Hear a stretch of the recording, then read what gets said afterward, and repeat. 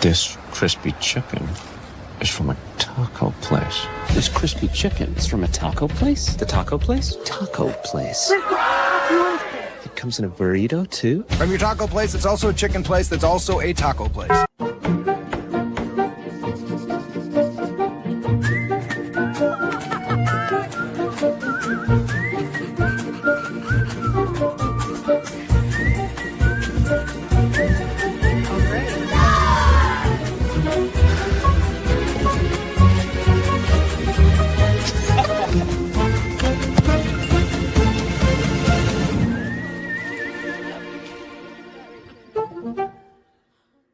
Check out the all-new Blue and Orange store at the Boise State Hall of Fame. The Blue and Orange store has your best game day gear. We're talking jerseys, hats, bumper stickers, car flags, more than 4,000 hats on the hat wall. If you want the best Boise State gear, make sure you check out the Blue and Orange store online at theblueandorangestore.com or the all-new Blue and Orange store down at the Boise State Allen Noble Hall of Fame.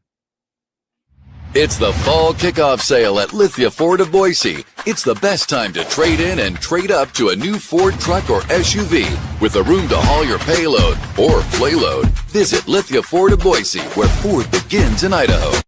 Bronco fans, the new Boise State trading cards are here, and you can only get them at Jackson's. Start collecting them today. Jackson's, let's go!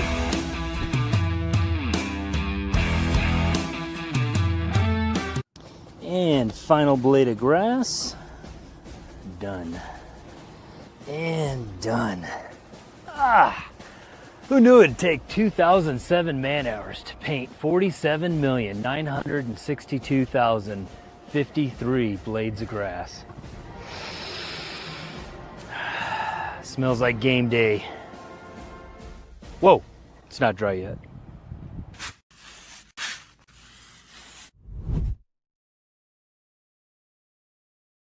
It's time for the Jackson's Postgame Show on Bronco Nation News.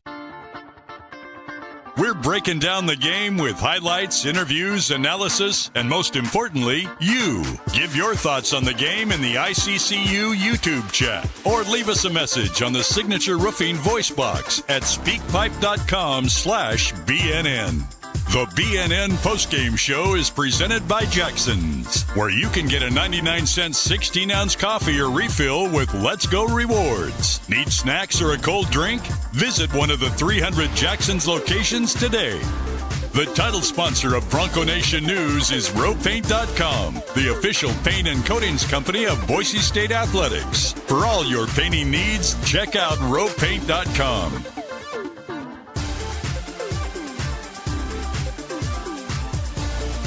Now, let's join the guys at the James Kitchen and Bar near Albertsons Stadium for the Jackson's Postgame Show on Bronco Nation News.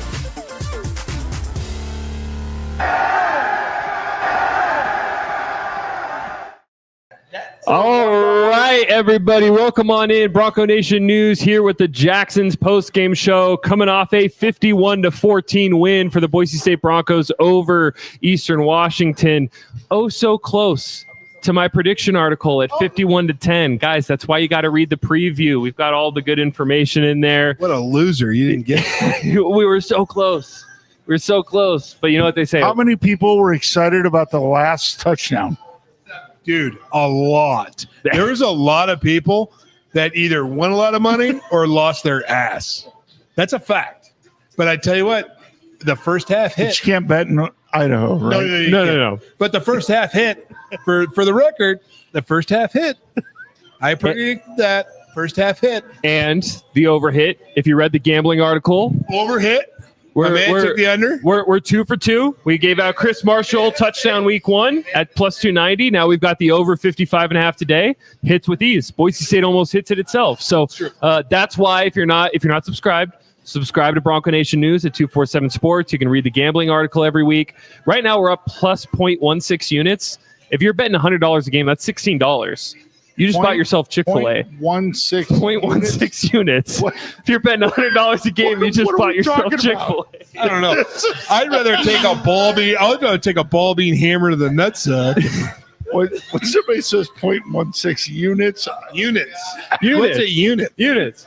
What is a unit? It's how much you're betting. So if you put $100 on a game, the unit. then that's 1 unit. But if you bet $10 on a game, $10 a unit. So that's where like Dave Portnoy puts like $500,000 on a game. So if he's up 0.16 units, he's up $50,000.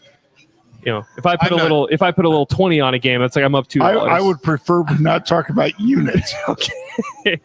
I'll tell you what. Hey, never mind. I'm alone. I'm not smart enough for that. Yeah, Boise State 51-14 knocks off Eastern Washington. Obviously, did what you're supposed to do. When you get an FCS game, it's a bye game. You're supposed to take care of business, win, and preferably by margin. Boise State able to do that. I got to interrupt this and say StubHub failed our people. Yeah, StubHub failed my guy. They failed my people. Guy. Yeah. They bought tickets. They delivered them middle of third quarter or something like that. So my gal Wendy back here, she's been dying to go to a game for years from Alaska.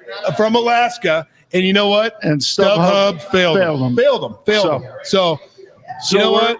That's not right. Hopefully they'll fix that and make it better. Yeah, hopefully we'll get you guys to a game. Which you guys got to enjoy the game at the James. What a better place to watch a game. Come on down to the James here on Broadway. Get the ad read in there. This guy's a product placement. I'll tell you what, you guys got screwed from StubHub. Yeah. Yeah. We almost got divorced.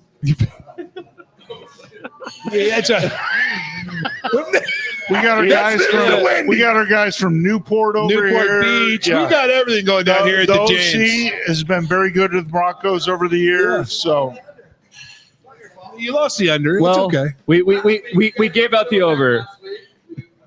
We gave out the over. You got to follow Bronco Nation News, subscribe, get to the article. We had the over there. So obviously, all right, a lot to talk about. We've got a Boise State home game. Broncos moved to 1-1. Let's just start here. I mean, you guys have both been coaches for a long time, right? I'm sure you've both been in circumstances where you start 0-1, you get that win, bounce back to 1-1. What's the state of the locker room now? You get the win. You're going into the bye week feeling good. What's the state of the locker room? What's the mindset of the coaches after happy being in this sort of situation? Yeah, they're fired up tonight. They're going to enjoy probably a day off tomorrow, I would guess, and show back up Sunday, and it'll be full Air Force, triple option, zero blitz.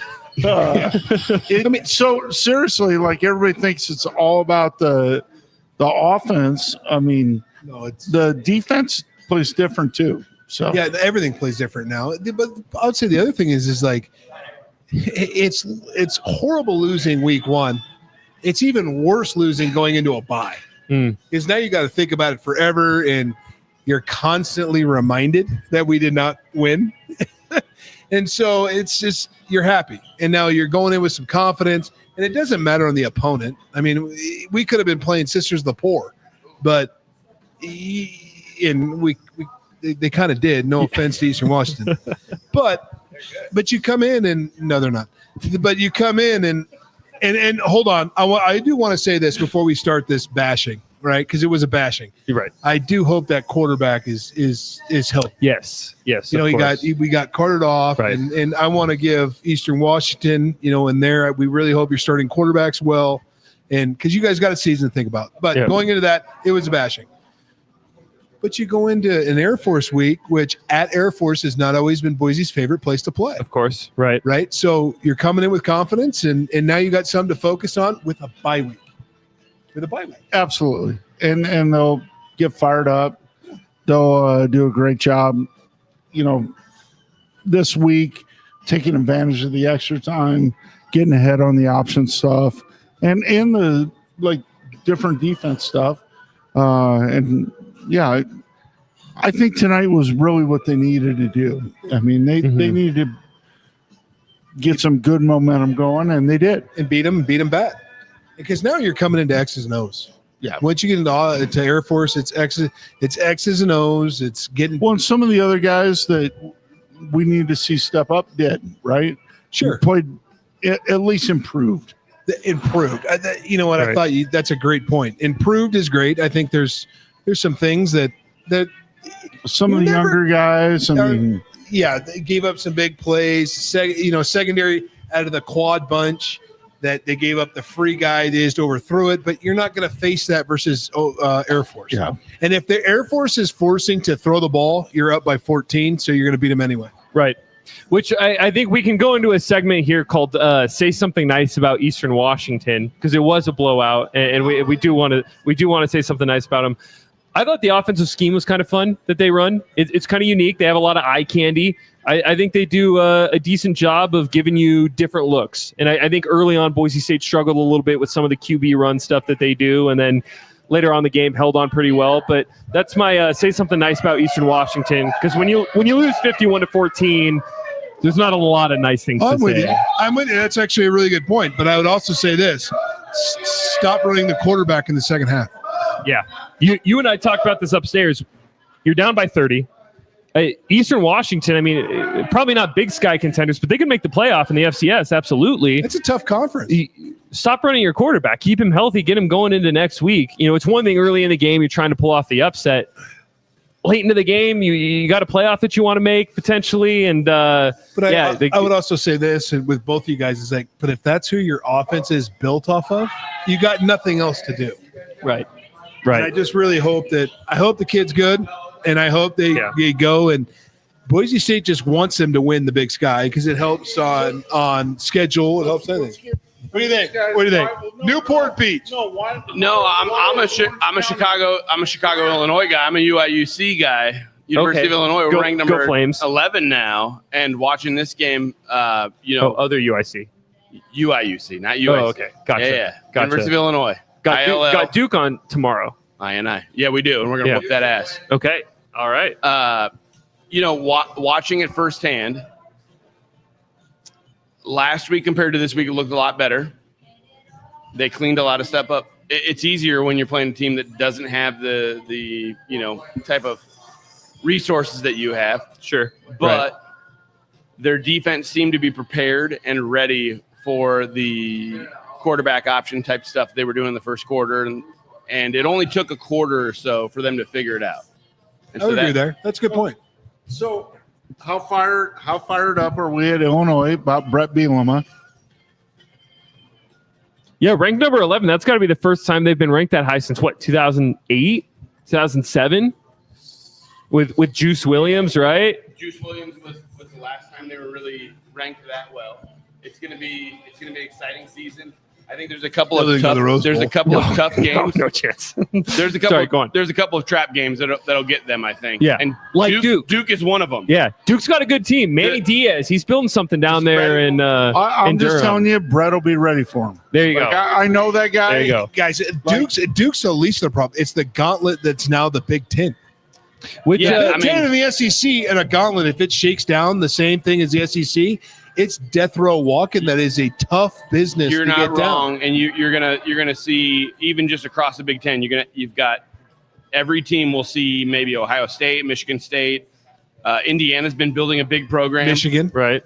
It's every game could be the game that sets you up for failure, basically. And so you've got to be ready across the entire length of the season. You can't have an off week. Yeah, absolutely. So there's no doubt. Watching here, that was kind of what I looked at. Was like, okay, maybe they bounce back.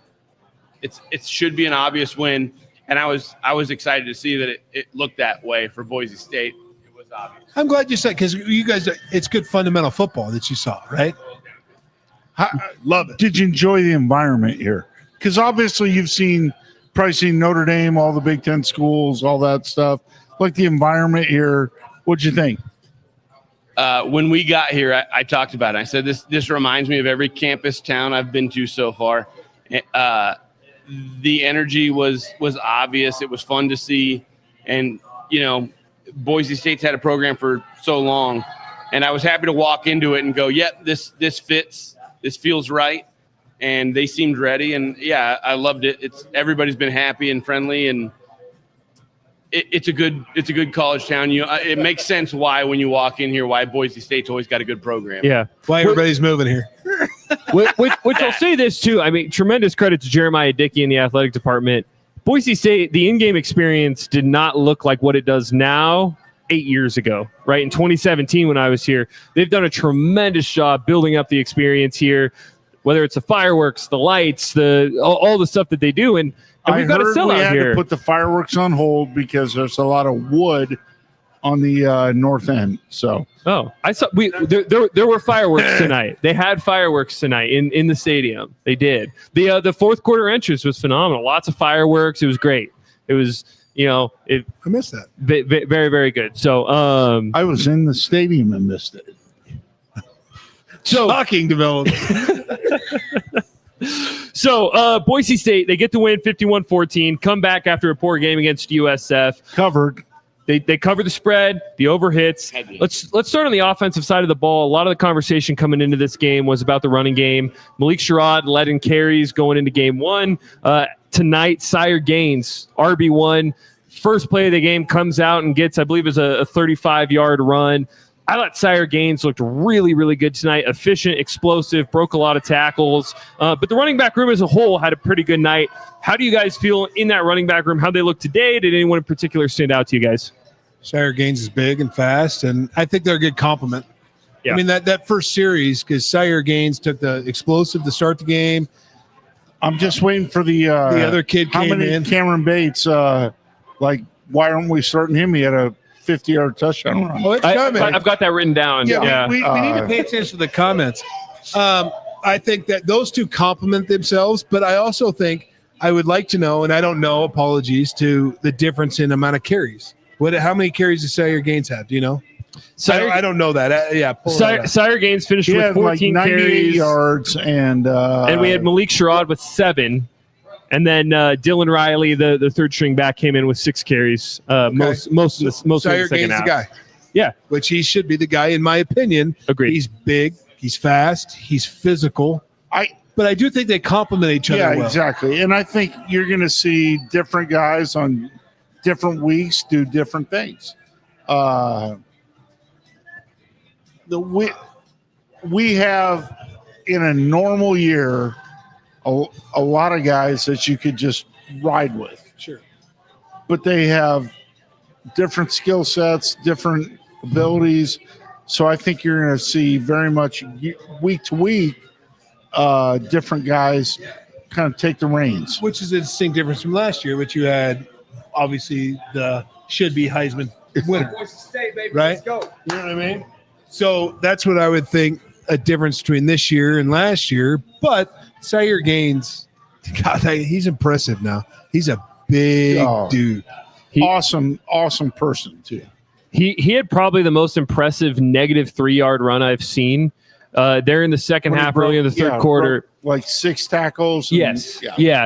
Stretch play to the left, and I think he literally broke 6 tackles and ends up losing 3 yards. And I know exactly the play you're talking about. They just couldn't bring him down. I thought he was really impressive. I think one of the big takeaways for me coming out of this game, as much as you can, which we should preface this entire postgame show with, we understand it's Eastern Washington. We don't want to overreact too much. But I think you got to talk about Boise State, not Eastern. Eastern's done. I mean, Eastern's Eastern. I would ask this: how many people watched tonight's game and thought, if they'd have just done this last week, would they have won the game? It's a different story. You're 100% right.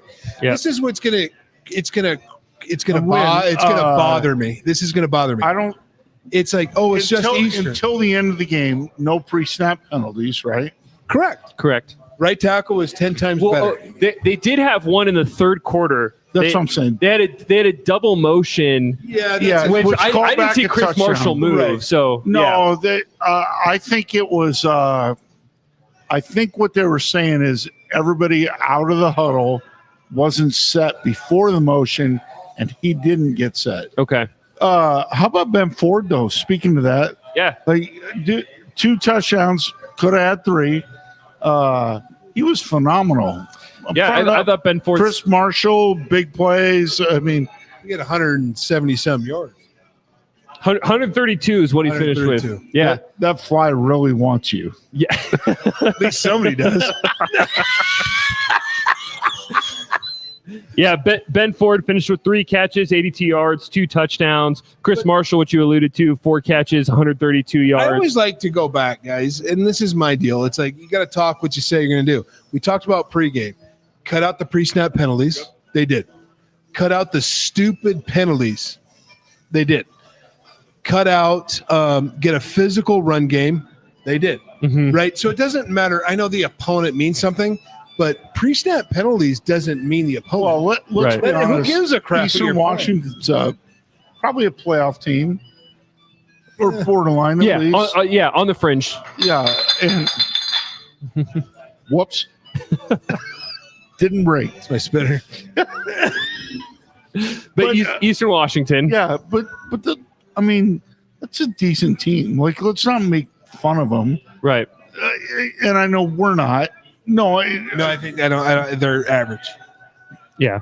Well, and one of the things I put in my preview, the defense is suspect for FCS standards, but their offense, they've put together good, competent offenses that are. I mean, if you want to see how Boise State's defense would fare against a bottom half Mountain West offense, I think Eastern Washington looks about the quality of a bottom half point. Mountain West offense. Is that what you were getting to? That's a fair point. Yeah.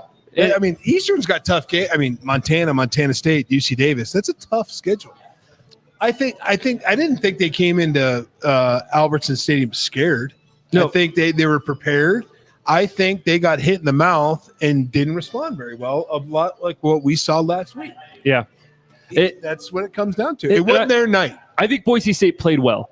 And I think that you talked about the pre-snap penalties. They cleaned that up. We had talked about, obviously, 2 fumbles, right? Malik Sherrod last week had the first fumbles in his entire career last week. No fumbles tonight. I still would like to know, like, why that wasn't ever reviewed. Targeting? Yeah. Yeah. You talking about last week? Yeah, last week. Yeah, because officials are communists. Sorry, you can't say that? Sorry. And that's why it was a pro-Eastern officiating crew, right? Yeah. So yeah, we don't coach anymore. Officials aren't very good. We'd hate to compare to the communists to officials. So tonight, we've been a part of some games, Red, that they would be on the same level as Cuba. Which one was that? Well, Iowa State. When we were at Colorado, we got completely jobbed off of, and that cost us a win. Okay. Number 1. Number 2,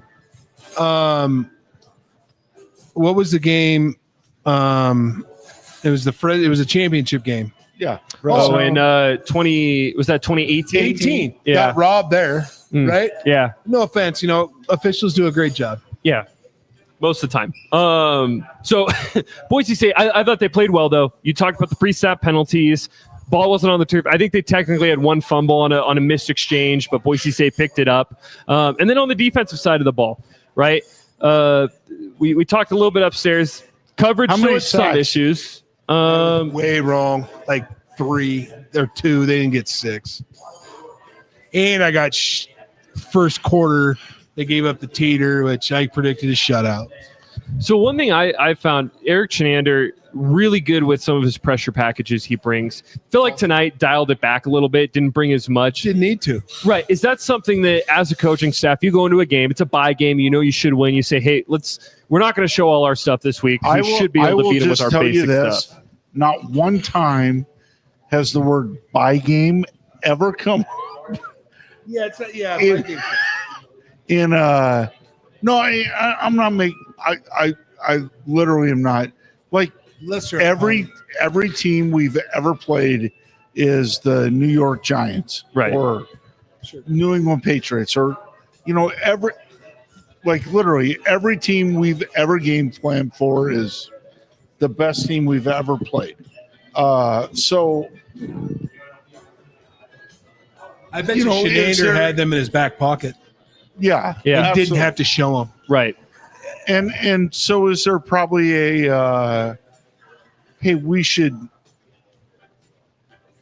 work on this more, or maybe, but I you know what? But I think they did a lot more wide front linebackers in the A's, dropped them out a lot, right. So now I don't want to give things away. Are they prepared to play center goes this way? You know what I mean?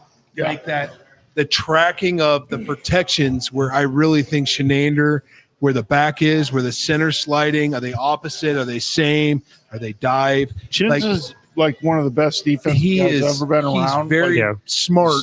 They dropped him, and I think Because he played O-line. Played O-line, but I would think that means he's brilliant. But you actually have to test the linebackers. If you can't get back and deep in coverage from the A gap, you don't want to run a lot of that because you can't mix it. It's either okay, we're going to walk up and we're going to bring them because they can't drop into coverage. Right. Well, they proved they can drop into coverage, and all you're looking to do is And Eastern cancel Washington throws the ball really well. Like yes, yeah, no, they historically, statistically. So historically, they're a powerhouse. Yeah, powerhouse. We've got a comment here talking about Jaden Mickey, who gets a start tonight after obviously Devon Banks goes a little bit viral with some effort issues last week in the USF game. Jaden Mickey gets a start. First drive of his Boise State career as a starter. Forces a fumble. I thought for the most part, Jaden Mickey played a pretty strong game. But you guys being former coaches, you've got a player who you decide to sit down and you elevate somebody into that role. What's the mindset? What sort of mentality you're trying to instill into that player who's sort of stepping into a new role for the first time on the team? I would say two things. And I have no idea. I'm not talking specifically about what they did because I have no idea. You're trying to tell guys if you bring it every day in everything you do, you have a chance. And if you don't bring it every day in everything you do, sit down. Yeah, there's not a spot for you. But all that said, I thought I saw Banks make some plays tonight. So Banks made some because I pointed him out on defense when going into this game, made some plays. I thought they tried to isolate that protection or that position. Didn't matter if it was Banks or anybody. Mm-hmm. And they blitzed them. They blitzed them. Yeah. They tried to have him in some man coverage. Where I think a distinct difference between Banks and the other young man, Mickey. Well, Mickey got exposed a little bit in man. Like he had the big pass defense. Yeah, where it should have been. He got beat on a double move. Move. Where Banks is now I'm starting to see what Boise State's seeing in Banks. Like this guy's a freak athlete. He just needs to continue to develop. Then he comes out tonight and he plays Boise State football. So whatever Spencer talked to him about, whatever that conversation was about, it obviously pays off. Yeah. And everybody wants to say, and I'll go back to it. Oh, is Spencer that guy? Spencer's that guy in his way. Right. And you have to give it in his way. And a team comes out in the defense. I've said 100 times, saying Spencer's too nice. Don't. He is nice. Don't get me wrong. But he treats people the right way, especially on camera, and which every head it's not like he's not off camera, just MFing guys. It's not his style. Right. But he certainly holds people accountable. Exactly. And I don't know a better way to say it than that. No, I would say everybody thinks he's just the nicest guy and praises the Lord, which he does, and is nothing wrong with the it. most authentic person I've ever seen about that. Exactly. But that doesn't mean he can't be hard on people. There's no doubt. But I would say, because it is the secondary, right? There were some guys. They had some coverage issues, especially out of 4x1 quads. Mm-hmm. They jumped on some things, which who knows what was told? Who knows what Eastern's done in the past? And that could have been a straight double move off of that. I was going to say a different language, but I also think that right then and there that's if you want to talk about improvement, it was improved, but there were some 50-50 balls that were completed. Right. That still needs to continue to be better. Yeah. But the secondary tackled better. Yeah, I think they tackled better, which, granted, Byron Brown's tough to tackle. My player to watch. Played a good game. He played awesome. Yeah, I thought Ty Benefield had a really good game. You talked about Devon Banks. There was one play in particular that stood out to me. His first drive into the game, because obviously he was a starter, gets benched. I think it was the third drive of the game. Makes a tackle, 1 2-yard game. It's a really nice play, and he just runs straight back to his alignment. Yeah. because he knew last week got the unsportsmanlike, and they said, you do that again, we're sitting you down. So he made the play, and you could see it in the stadium, just sprinted straight back to his alignment. Or he made a big play, and he was about to drive him to the ground, and he went, no, I'm not doing this again. So, yeah, for everybody, like the talking and whatever was going on in that building this week paid off, and you get the result. Yeah. And that's the big thing. You get the win, and you get a win in a way that I think sets a little bit of fans at ease, right? I said in the pregame show. Read the comments. Yeah. Who's at ease? For the most part, it's a lot of happy people. Some people upset about the secondary. A lot of people praising Ben Ford. Some love for Sire Gaines. We should give some love to Ben Ford. But It was great game. awesome.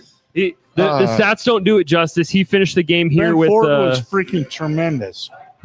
finished with 3 catches, 82 yards, 2 touchdowns, and should have been and should have been 120 yards if not for the called back penalty, which I know a guy jumped, so Maddox thought he had a free play. Look, they said that Ben Ford, who was in motion while Chris Marshall was in motion. On the replay, I didn't see Chris Marshall move. I thought it was way more. They just weren't all set out of the huddle, and then he went in motion and didn't get set. So yeah. So do you want? I mean, semantics. At the end of the day, that's one of those. The officials felt like we're just going to drop this flag, right? And you got to make sure everybody's set. Yeah, at the quarterback position. Yeah. So, last thing I wanted to talk about, just immediately after the game, there was a lot of discussion last week about some of the 4th down decisions, right? In particular, there was a case, could have had a 40-yard field goal. Instead, they go for it on 4th and 2. A lot of people saying just take the points. I think we saw a little bit tonight of why it's not always just a guarantee to make a 40-yarder. 2 missed field goals from 2 different kickers tonight, a blocked PAT on the opening touchdown. The special teams continue to have some issues here for Boise State, and obviously you guys have better work through them on a night like tonight than anything else. I thought like the punt was great, punt return. Their guy didn't give us many opportunities. I would tell you this: the kickoff return was. Well, everybody wants to say, like, let's take the chance and run in the end zone. Well, you're in the end zone. It's on the 19, right? That's 1. 2, like Rid, it's dangerous when that punt returner is beelining it to catch the ball because that's a hard catch. Because that ball's fluttering, right? Oh, yeah. He made a commitment because earlier in the game, he let it go to the 2, which everybody thinks, like, okay, he should have caught it. Well, that's not true. That is, he's pointing, Peter. What he felt was what? The kick short, get out of the way. And as the returner. And we down them, same deal, right? Exactly. So. Exactly. But I think the missed field goals, it is what it is. That's a kicker thing. I don't do that. They're going to work through that over the next week or two. And we'll see, at Air Force, they're going to have somebody they know can make field goals inside of 40 yards, and then whoever tries outside. The gamble outside. Because it might be 60. That's a good point, because the air. Yeah. But you got to get the automatic guy, which I think they're still searching for. Yeah. And I think last thing on sort of the special teams, Oscar Doyle was really good today. Yeah, the punter. The punter. The punter, Oscar Doyle, was really good today. The punter, Oscar, has been freaking awesome. Yep. And that was a portal left, right? Yeah. The guy left the portal, and everybody wants to say, oh, my God, he left. The punt's better now in week 2 than it has been the past 2 years. Absolutely. Yeah. And everybody's like bitching about Stacy and like whatever. And yeah, is he a friend of mine? Absolutely. Like, that guy's one of the best coaches around. I don't know how to say it other than like, I don't know how to help a guy make a field goal. Right. Like, you bring guys in here to make field goals, make extra points. And Colton Boomer has been injured most of fall camp. Right. I would expect that to work itself out and get healthy. And is that a time thing? Yeah. Just a time, just to yeah. Which and whether it's him or somebody else. No, I agree. But it's just a time. Yeah. I'm not timing. But it's just no. kick But 'em. that's Takes what I'm time. saying. Like, Right. But you can't overkick them because now you got hip flexion. and if you want to bitch about a guy, they'll figure it out. It'll be fine. Yeah. And with Colton Boomer, one thing that's changed drastically for Boise State, I believe every single kickoff they had was a touchback tonight, I believe. The kickoffs aren't. I think he all but the last one or two. I believe so, yes. And then the other guy came in and so Colton Boomer, field goals, had the block PAT, missed a field goal, but kickoff, it's been phenomenal. We're actually going to take a quick 2-minute break here. We've actually got a special guest who's going to come on, talk a little bit about Boise State, the atmosphere, and along with some other stadiums, some other atmospheres. Just give a little tease, but we're going to take a quick 2-minute break, and then we'll be right back in. And then make sure to stick around. We'll have interviews from Spencer Danielson. B.J. Rains will be back to give some analysis as well. So stick around. Quick 2-minute break, special guests, and then interviews from Spencer Danielson and some players. There you go, big guy. This crispy chicken is from a taco place. This crispy chicken is from a taco place? The taco place? Taco place. It comes in a burrito, too? From your taco place, it's also a chicken place that's also a taco place.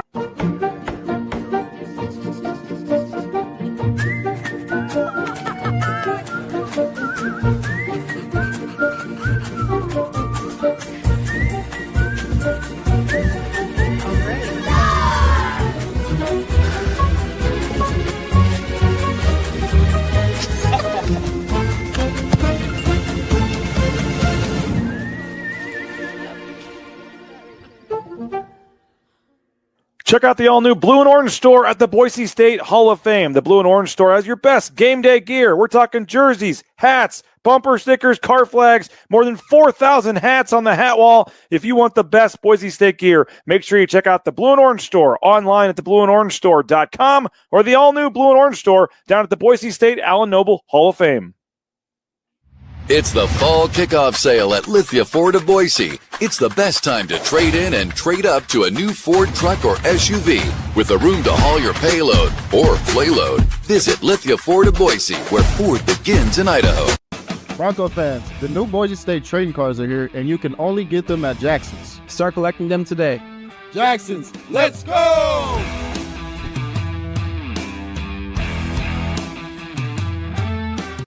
And final blade of grass. Done. And done. Who knew it'd take 2,007 man-hours to paint 47,962,053 blades of grass? Smells like game day. Whoa, it's not dry yet.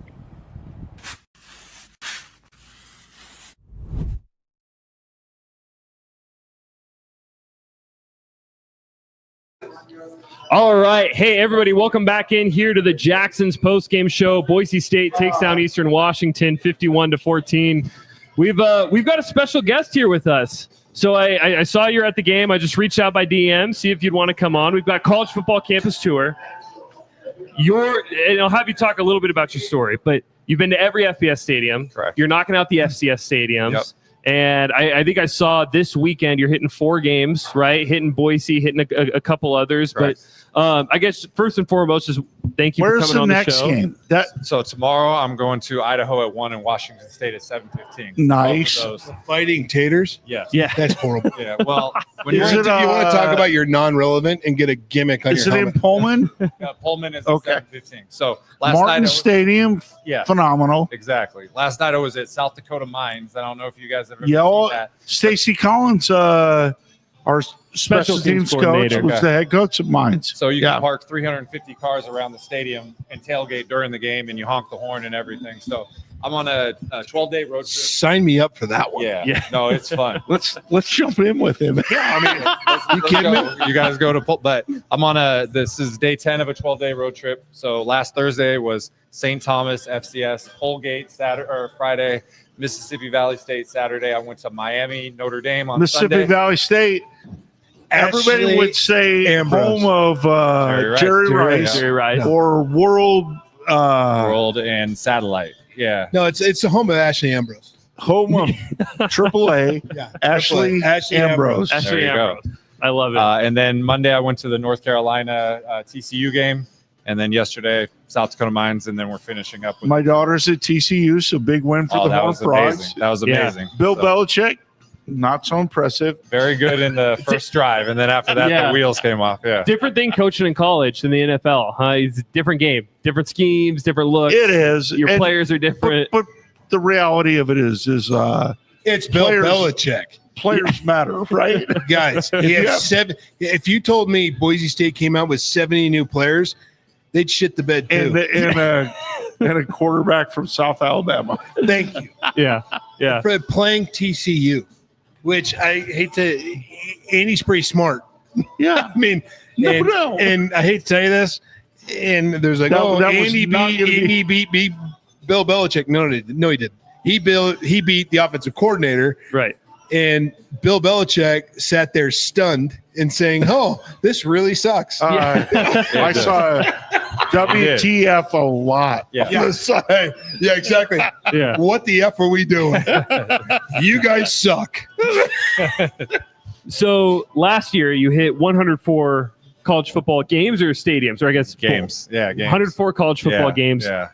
Is the goal to beat that this year, or is this a little bit more of a relaxed year? Just you want to hit a bunch, but not quite get to 105. So in 2023, I did 90, and then last year, so I was told I should have done 91 and then 92, but I did 104. And now What do you do for a living? So I'm a real estate appraiser in California, but I also, have an agent, and they book brand deals for this stuff. So there's some income coming in from it, which is cool. On to your stuff now. Well, and being on shows like this, Do you want to thank Jeremiah Dickey right now? Jeremiah, so I feel like Brad, he should pick us up. We should go with There's him. no doubt. And you know what? We'll do it for free. I do Take all the revenue. I do have the companion pass with Southwest Airlines, so I can take somebody for free with me when I go a lot of places. But to answer your question, yes, this is so I finished off the FBS 136 out of 136. I'm working on the FCS. I'm at 96 out of 129. So there's like 34 left. Some of these FCS schools are so isolated, you can't do 2 games in one day. So like tomorrow I'm doing 2 games. Right. You can't go to 2 games when you go to Maine. You can't go to 2 games. There's a new school, Rio Grande Valley. Oh, yeah. So this year, in order to further my FCS goal, I have to go to 1 game per Saturday. So you have to choose. I have a 10-year goal to be the only person in the world to attend a game at all 265 Division I schools, and I'm like 34 away. This is cool and all that. Best game you've ever been. No. Everybody asks him. Most beer you've ever drank. Everybody asks him. No. Probably Everybody didn't make it asks into the stadium if that was the most beer. Like, you don't even get into the stadium. But Everybody asks him, like, best. I want to know, like, what's the worst stadium? Oh, man. So I always have a cop-out answer is everybody that's playing in an NFL stadium, there is no vibe. So I've been to, you go to all these weeknight games, and you go to University of Pittsburgh, and they're playing North Carolina in November, and my students are on Thanksgiving break. And the best game that I ever saw, there's 2 that come to mind. One was, do you guys remember that game a couple years ago? It was UCLA, Texas A&M. Texas A&M went up like 44-10 late in the third quarter. Josh Rosen came back. Yeah, so I drove from Northern California to Southern California 5 hours. It's 44-10, and I'm like, okay, I either hit the road or I hang out in the Rose Bowl for another quarter. And me and about 800 people stayed, and they saw Josh Rosen throw 4 touchdowns. So in all seriousness, like, that's it, right? 800 people at the Rose Bowl. I've been there because I played at Oregon State. You've been there because you grew up around the Rose Bowl. Right. Like, there's some games where literally you have 110,000 seat stadium with 1,000. You can hear conversations in the crowd. So it's like playing with Baylor back in the day. I have a real beef with the Rose Bowl because of those tarps. I don't know. You see, like, both end zones are tarped out. At UCLA? At UCLA. Because they can't sell the tickets. I get that. But let people roam a classic stadium. They have people at the top, and it's almost like the prison yard. They're watching you to see if you climb up. And I'm a person that might be the funniest thing we've ever had on this prison yard. I like to roam a stadium and find all that, And I feel like prison yard fits. Yeah. Fits. It does. There you go. Right? I mean, it fits. If you go to the Rose Bowl game, those seats are plastic in the back. They're uncomfortable. Yeah, that's true. And they're like bleached black because they're so hit with the sun. Yeah. Like you're fried or you know what if you're there. So, but and then the other game I always talk about, it was 2018 West Virginia versus Oklahoma. It was Kyler Murray versus Will Grier. 52-52 going into the fourth quarter. Both teams, I think it was like 1,400 yards of offense. Kyler Murray, the fastest person I ever saw on a football field. They won 62-52. So those are two games that jumped I saw him in high school, and it was like a video game. Yes. It's like the guy running around like human joystick type thing. People in Texas will tell you Kyler Murray is the greatest player in the history of Texas high school football. he's a freak show. Like to this day, it's like the short list is like him, Vince Young. There's like a running back, like Eric Dickerson, I think is on that short list. But like, have you pointed out Earl rivalries? Campbell? Have you been like Army Navy, Florida State? So I've been to Florida. Texas OU. So I have Iron Bowl. I've been to the Iron Bowl. 2022 Iron Bowl. Auburn was down bad, and so it wasn't as great of an atmosphere. I've been so focused on home stadiums that some of these neutrals, like World's Largest Cocktail Party, Florida, Georgia, Army, Navy, I'm anti-NFL stadium. In college, we have classic stadiums. The SEC, every stadium in the SEC was built prior to 1940, except for Kentucky is 1975. In the NFL, growing up, Candlestick Park, Three River Stadium, Veterans State, they're all gone. All we got is Lambeau, we have Arrowhead, and we have half of Soldier Field because they already dropped a spaceship on them. Lambeau. I loved you in Rain Man. That movie. Recall.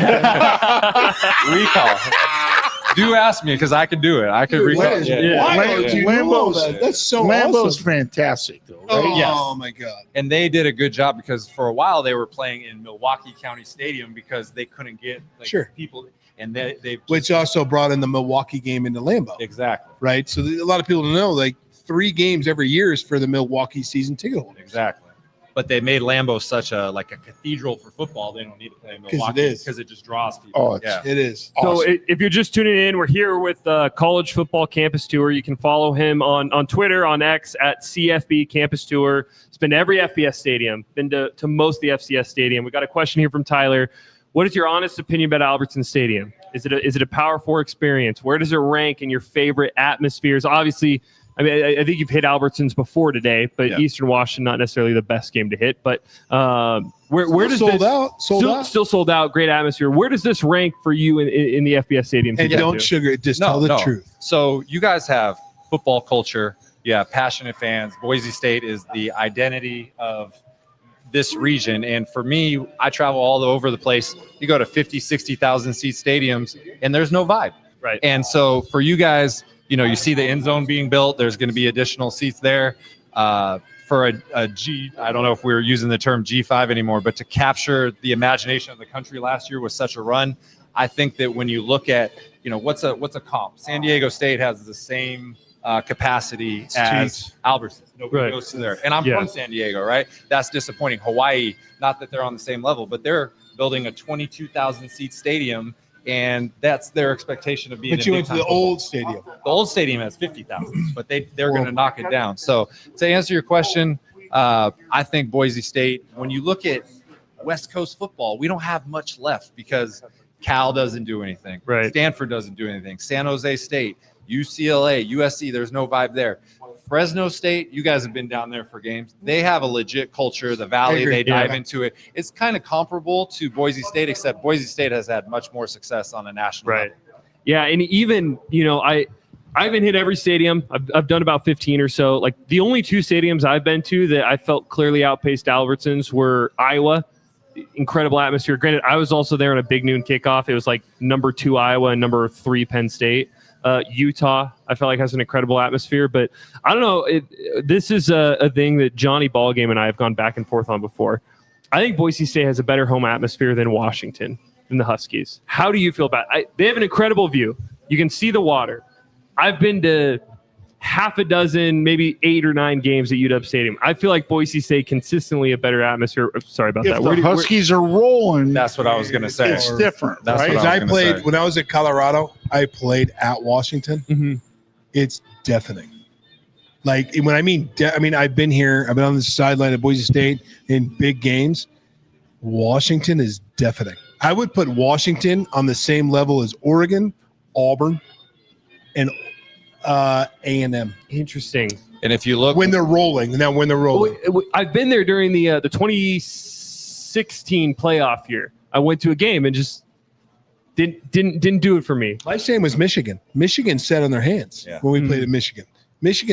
It was like, this is Michigan. That's what they say. The big house is so big it lets all the air out of the stadium. Exactly. And it's not loud. Where the horseshoe is out of control. Yes. It definitely. I went to one game at Washington, 2021. It's when Jimmy Lake was there. He was the coach. Oof. They got blown out by Arizona State. Not a great. They fired him the next day. So that was my Washington experience. But what I was going to say is, stadium's cool, huh? I love the stadium. The view is incredible. I actually have a real good photo of fireworks going off when they score a touchdown, and it's like half full. But I mean, I need to CGI all the rest of the people in there. But for a long time, the Husky Stadium had the highest decibel rating for a fan register. I think I will just tell you there. We played there when I was at Army in 96. We couldn't get the playoff. I mean, it was so loud.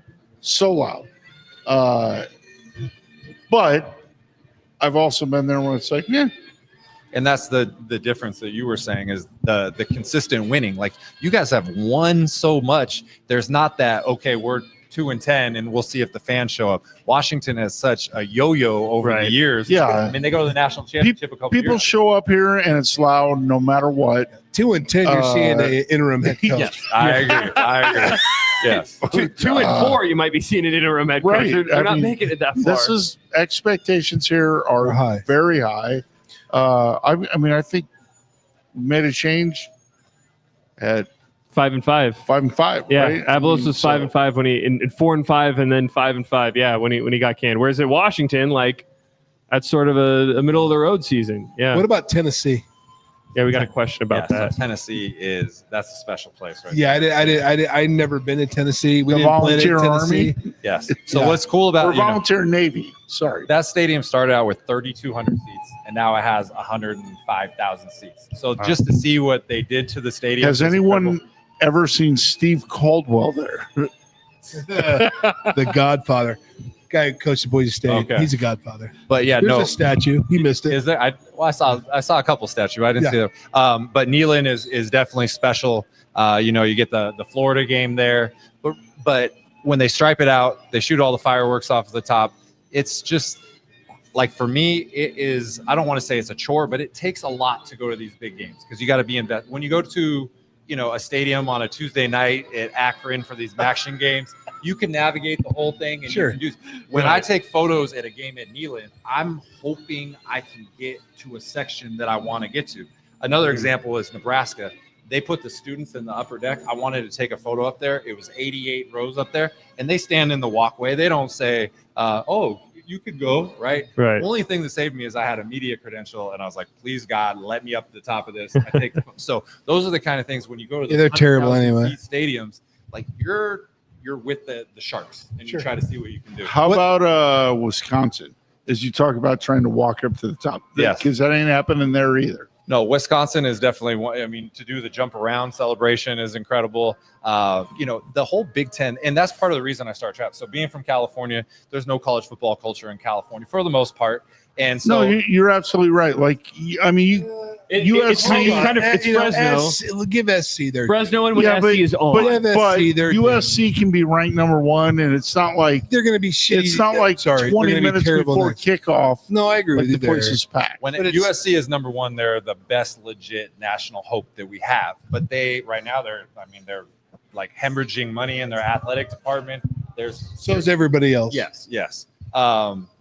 I don't even remember what I was saying, but it's different than a Big Ten state. Yeah, so your whole life you see the SEC game of the week, you see the Big Ten game, and you want to go see those things. So a place like Camp Randall, there's culture. It's the only thing in Wisconsin. There's no pro team or football teams in Wisconsin. I mean, other Packers, obviously. But I enjoyed Camp Randall a lot. What SEC games did you go to at night? Because there's a distinct difference. So the one game I could have mentioned my favorite games was 2018 Clemson #1 at unranked Texas A&M, and Texas A&M had Kellen Mond, and there was no reason for them to compete except for the 12th man. They have the cadets on the field. They're sending up hand signals. They coordinate all the cheers. It's kind of weird, isn't it? It's cultish. The midnight yell is something that I would not go It's to. cultish. Yes. It's cultish. My best friend went to A&M, would have been at that game. Yeah, and he used to still text wearing me. that He ring used to on his text, hand, he isn't used to text me all the time. He's like, "This is the dumbest thing. I hate this. I have to be a part of I it." agree with it. Well, I saw the midnight yell viral videos, and I don't even think I can contort my body to do that stuff that they do. But the environment was insane. Nor and would you want to. no, Yeah. no. If you can do that, there's question marks about you, right? Allegedly. Allegedly. But yeah, that game was 24-22, and if Texas A&M would have got the 2-point conversion, they would have taken number one in overtime. And it was all because of the environment. Very good. So one last stadium I want to ask you about, and then we'll let you go. I know you've got an early morning tomorrow to get up to Moscow, but Boise State gets Same page. Moscow's not like a short drive. No, it's an hour and a half. No, Yeah. I'm flying to Pullman. Oh, you're flying. Yeah. Okay. All right. Yeah. That makes your life a lot better. It was like a $90 So you're flight. flying to Spokane and then driving to that makes your life a lot better because everybody in America outside of like here, it's like, oh, we'll just drive up there. No. Yeah, Like- that's a 6-hour drive. Yeah, I was going to say like Yeah. 5.5 hours. Legit. Yeah. Yeah. So the B&N favorite here, like Colorado State's ass. Yeah. Right? I went there Ass. for the last game of the year last year, Black Friday. and it was I an insane totally game, disagree. but it was not a good I crowd. No, the stadium's Oh, the cool. stadium? The team sucks. Yes. Yeah. I think And then they're actually better Idaho than you is think they are. double ass. It, we'll talk about the QB in a second. I do want to ask about Notre Dame. Yep. Boise State gets to go to Notre Dame for the first time this year. I've heard mixed reviews. A lot of history there. Crowd not always the best. What should Boise State fans expect out of the Notre Dame crowd when they head there October 4th? So first, let me say, Boise State fans should go around that campus before the game and take in everything. Like it's a museum of football. Like all the the Newt Rockne statues and all the buildings and the touchdown. Used to have the College Football Hall of Fame there, so they moved it to Atlanta. Yeah. It's an appropriate place. As far as the crowd goes, so I went to 2 games last year at Notre Dame. One was the Florida State game in the regular season. I went to the Indiana home playoff game. They bring it. Okay. I think that also they have such a there are these blips where Northern Illinois beats them, but they have expectations to win. So I would say it's not like Knoxville. It's not like College Station, but it's also not like Michigan, what you're saying. But Notre Dame is a lot like Michigan in the stands per se. It's spread out wide, so it's not on top of you like UW or Oregon or a Colorado. Yeah. But it spreads out that way, so that makes it not as loud. They're actually designed so the Yale Bowl is Exactly. kind of the blueprint for all of So these. all The that Coliseum, noise the escapes Michigan. out of Which it. the Yale Bowl is sweet. Yes. Yeah. I'm going to go there this year finally for Yale Harvard. So Nice. they get the stadium holds 61,000. They average 7,000 fans per game, Yeah. except every 2 years when they host Harvard, they sell it out. And next year, Harvard Yale is being played at Fenway Park, so they're ripping it out. So I feel like this is a year that I this is got the year that you get have that. to Yeah. hit it. But no, Boise State fans should show up early, do the whole thing around the campus, check out all the buildings, the statues, go there. And they're not Notre Dame. They're not bad fans. They're not going to, if you're wearing Light a candle. blue, yeah, you're going to have a good experience there. And hey, Say a maybe- prayer for the game. Exactly. You're gonna need Yeah. it. Yeah. You never know. Cause what did we say? Marshall beat them 2 Right. years ago. Northern Illinois beat them last year. So I saw them play at Miami and they looked okay. But they didn't look unbeatable to me. How cool is The- that the running outside back- candle with a lake behind you? Oh man, it's The ridiculous. running back's the real deal, Yes. which we all saw here last year with Ashton. Right. But Jeremiah Love's like the real deal. I think they only gave him 7 When they give carries him the in that ball, game. I was about to Exactly. say, yeah. It ran a ton of RPO. I would and- assume they would change that going forward. Yeah. Should have 37 instead. Well, of I 7. guess for Boise State fans, hope not, right? Like, yeah, Exactly. keep throwing the ball. Don't let Jeremiah Love get it. Last thing before I let you go, is there any stadium that you've encountered that you feel like underrated, not talked about enough, that you feel like has an incredible, whether it's history, atmosphere, scenery, whatever it is, just one that when you see all these lists of best atmospheres, you're like, that one should be up there. Best atmospheres. Okay, because my favorite stadium, which is one that nobody would guess, is the Sun Bowl in El Paso. It's You just lost all street cred. Yeah. No, I love that place. The bowl game is incredible. Anyways, I just like the stadium. It's a bowl game. Yeah. Well, okay. But for it's the physical sweet. stadium, I love that place. It's- I agree. guys, why I was it's- I'm 100% with you. That's why I was Why? differentiating between atmosphere. Underrated I love atmosphere. that place. I'm going to say Appalachian State. I don't know if you guys Never been there. going there. Never been there. Next year. So that place is so it's 3,333 foot elevation, the highest elevation of any school east of the Mississippi River. Their stadium holds 30,000 people, but they typically get 40 or 41,000 people because there's all standing room. I call it Field of Dreams. You drive up this windy mountain or windy road in the mountains, and all of a sudden there's a beautiful stadium in the woods and everything. Your cell phone doesn't work there. You are like trapped there. All right, Bronco fans, we're rolling There you go. next year to App State. I've seen some of the pictures, the scenery with the orange trees in the fall. It's pretty stunning. So that is one where they had game day come and almost beat North Carolina. It was like 62-57. So that is one. We actually did a poll last year on Twitter, and it was best group of 5 stadium. And the finalists were Boise State and App State. And Jeremiah Dickey quote tweeted it, and he said, "Hey, would you guys like to see these guys play?"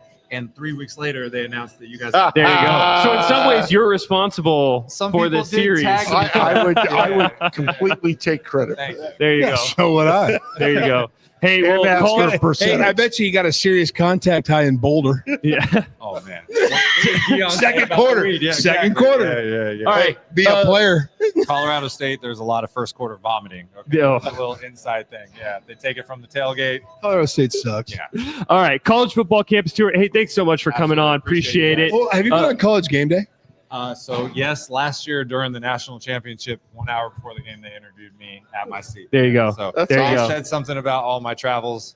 They threw it back to Kirk Herbstreit or the desk, and they said, "Hey, You've Kirk, definitely downgraded. Yeah, Just so you know that. they said, Kirk, you're not traveling like that." So that was cool. There So you you're go. probably sitting here like, why am I sitting here with these dicks? No, this is like the whole. I will tell you, the whole point of traveling is to do exactly this. Is to meet It's awesome, people. man. Because when you travel, like there are some people who they sit in the press box, they're media personified. And for me, like I'm a regular guy. The only reason that you guys know me is because I just go to so many games. So you'll tailgate with somebody, you'll have a beer with somebody at the game, you'll sit with them. I was handing out calendars I have and stuff. That's so, freaking awesome. regular guy, Awesome, just like you guys, man. and I'm happy to be There you here, go. so. Yeah. All right, Well, well- if you need guys to come along with you, me and Yeah. Brad, we're down. There you go. 15, let's go. There you go. Boise to Spokane. Well, hey, thank you Yeah, so that much makes for me go coming to on. Idaho, though. Hey, stay tuned. We've got interviews from Spencer Danielson coming. BJ Rain's going to come on, give some of BJ his apparently analysis. is just way too We're busy. gonna He's send right it behind you. Going to send it to a quick commercial, and we'll see you guys in 2 minutes. This crispy chicken is from a taco place. This crispy chicken is from a taco place? The taco place? Taco place. It comes in a burrito too? From your taco place, it's also a chicken place that's also a taco place.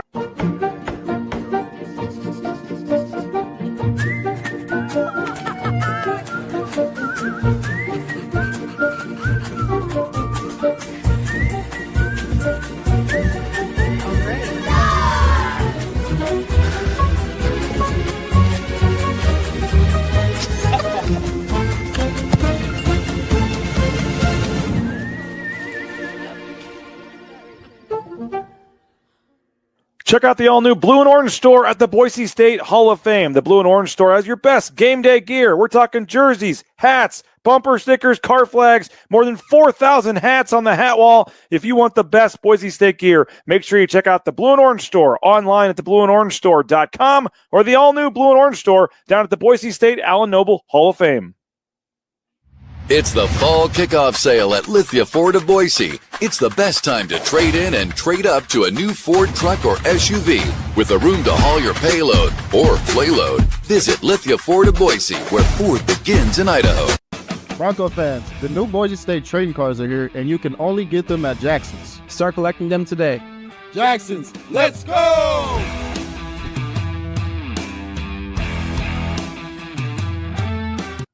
And final blade of grass. Done. And done. Who knew it'd take 2,007 man hours to paint 47,962,053 blades of grass? Smells like game day. Whoa, it's not dry yet.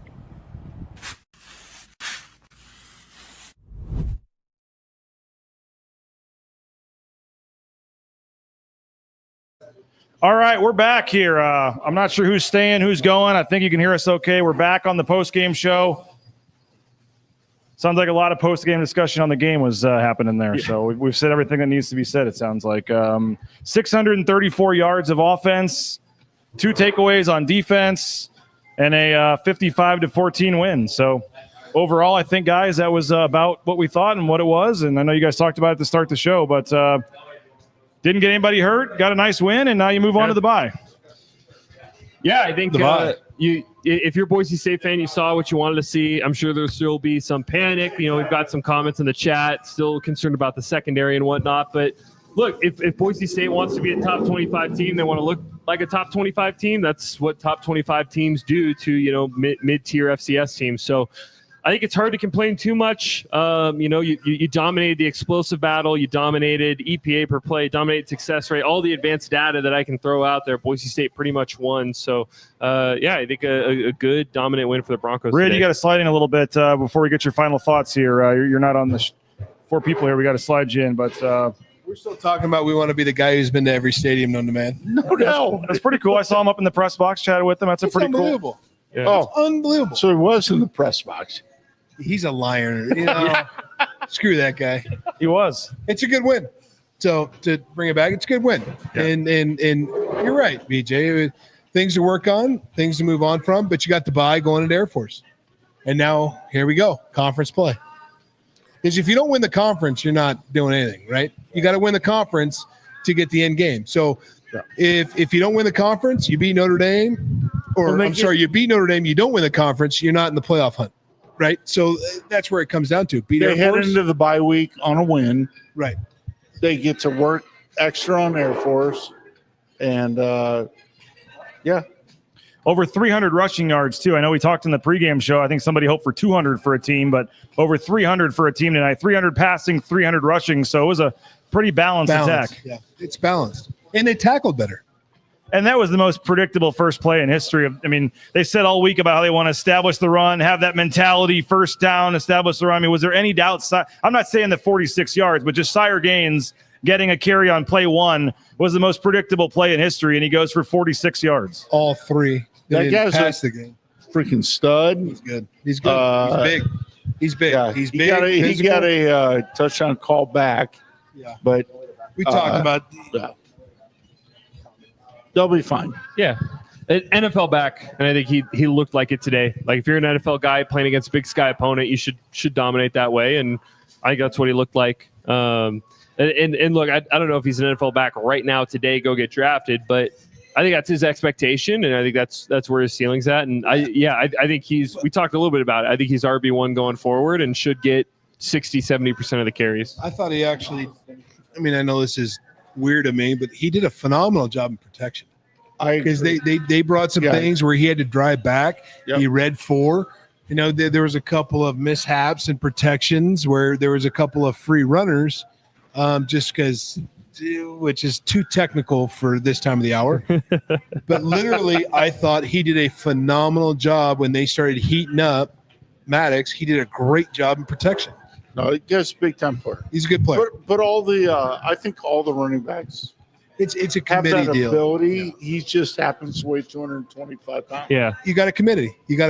Couple other guys I want to highlight. Chris Marshall, 132 yards receiving on 4 catches, and it seemed all 4 of his catches, at least 3 of them, he was 1 tackle away from going to the house. We saw it today. I know one in the third quarter where he broke the tackle and he just kind of got shoestring long or whatever. But come out of that one. That guy's a big time player. That's why he's here. Credential on.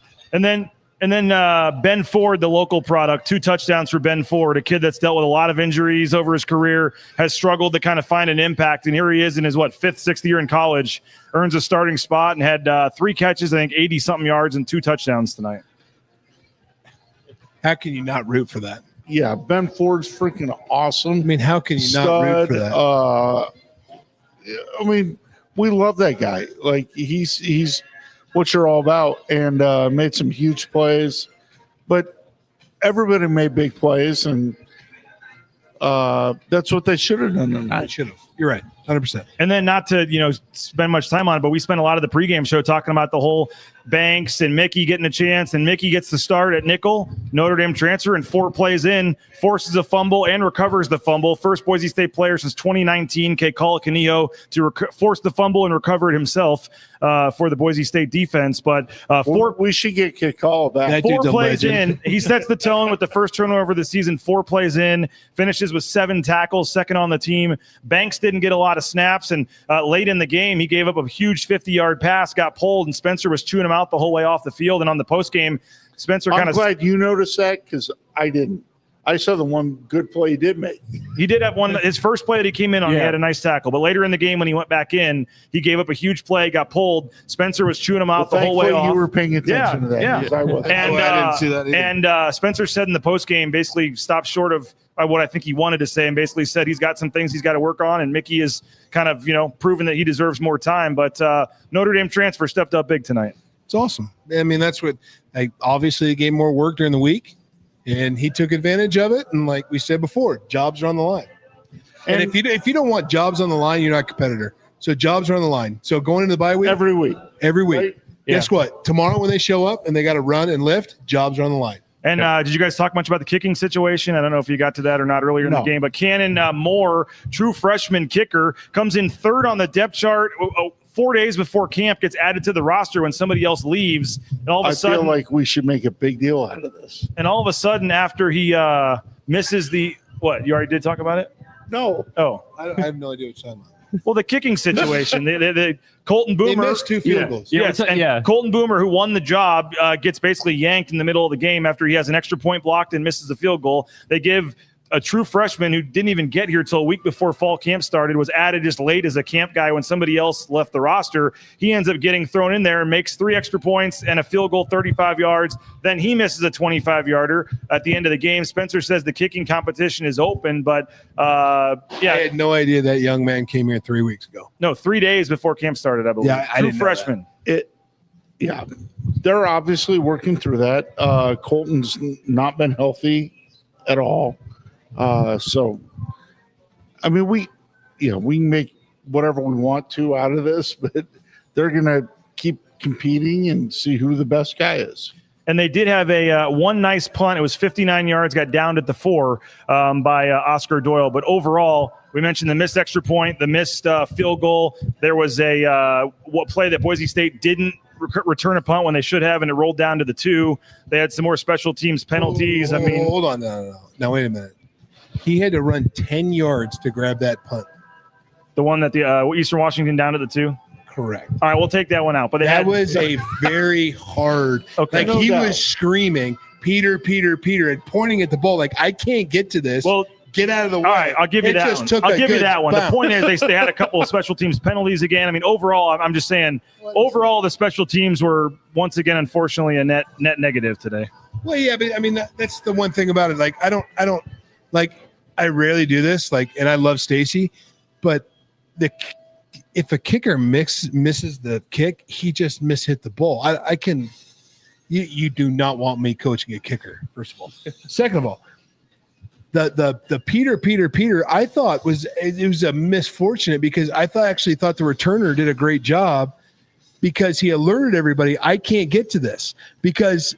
Later in the game, he ran 7 yards to come grab it. I thought it was going to be a turnover because I thought he was going to muff the punt catch. Mm-hmm. Because that did a great job catching. Catching it. And those are the hidden yardage. And then we come out and we're going to talk about everybody wants to do second chances. I've been dying to say this. Boise returned the ball middle of the end zone and got to the 19. I think they officially said the 20. The 20. I'm sorry. That was the only kick return, though. So that's now 3 kick returns on the season. They haven't gotten past the 20 on any of them. So that's a minus 5 yards in hidden yardage. Yeah. So now are we going to say you should have fair caught it? So it's like catch 22. Nathan, this came up earlier. Oh yeah, we'd like to know your. What's the difference whether you start at the 25 or the 20? It's about little less than 0.3 points per possession. So if every single drive, if you assume 10 possessions over a game, starting at the 20 versus the 25, it'll cost you about a field goal over a whole game. There you go. I wish I had this guy when I was playing blackjack at Circa. Hey, I would have told you not to split kings. Yeah, made a lot of money that last night. No, but in all seriousness, like it's not that 0.3 per possession, right? Yep. So, but over the course of a game, you said maybe about a field goal. Yeah. If you consistently make that mistake, it'll start to add up, which is where, to Boise State's credit, Colton Boomer was excellent on the touchbacks, which we talked a little bit. I think was perfect. Every kickoff he had, I believe, was a touchback today. I think we can nitpick. I'm just trying to think of the right way to say this, but that's not that big a deal. Like, we're making a first down after whether we have a 20 or the 25 or whatever. It's just not that big a deal. Well, there were a lot of positives in this game, and you being a special teams guy, and I see you wearing the Boise State polo over there. In my opinion, the special teams didn't have I didn't think they had another great game today. I thought, what was wrong with it? You missed two kicks. Yeah, but that's not coaching. I'm not saying it's coaching. I'm saying the special teams unit as a whole didn't have a guy. No, I'm not calling out the coaching. I'm just saying special teams. But I'm saying they need to work through that. Yeah. Like their guy that they expected to be the kicker has basically been healthy for 2 weeks. So I'm a little sensitive because I get blamed for this 18. Was it the 18 championship game? Because I was the only guy and we were late and we got it blocked. We lost the game. Is that field? No, I get. Yeah. You know what I mean? Yeah. I was gonna say I don't. That's you. I don't usually hear you getting blamed for that one. I'll Isn't that a timing play? I'll say a name, but I'm not gonna. Isn't that a timing play?